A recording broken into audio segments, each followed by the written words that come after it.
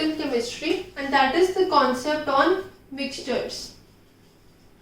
So when we talk about a mixtures, or when we simply talk about a mixture, it refers to that when two compounds are mixed together in any proportion, they form a mixture. So for example, if I have two compounds, like if I have water and I have salt. The salt is NaCl, sodium chloride.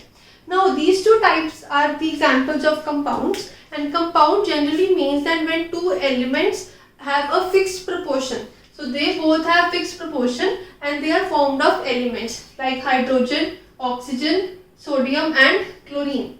Now when water and salt are mixed together in any proportion, even I can mix 10 spoons or I can mix even 20 spoons. So they are of different proportions, so they will form a mixture. And this is the most important property of mixture, that the proportions of the mixtures can be different. And when we have to separate these mixtures, they can be done by physical methods.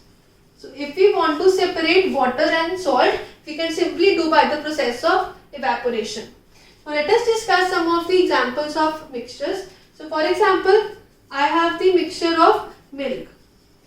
So milk has various types of nutrients. It has calcium and as well as it has some liquid, that is water. So milk is also a type of mixture with various nutrients and water. The second is the example of gunpowder. So gunpowder generally contains of niter, then it has sulfur and it has coal. So we can say that niter is a compound which contains potassium nitrate, that is KNO3. So when these three types of substances are combined together, they will form gunpowder, and when there are more than one type of substance, hence gunpowder is an example of a mixture.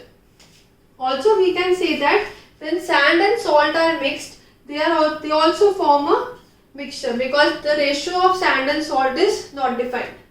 The third example can be the example of steel.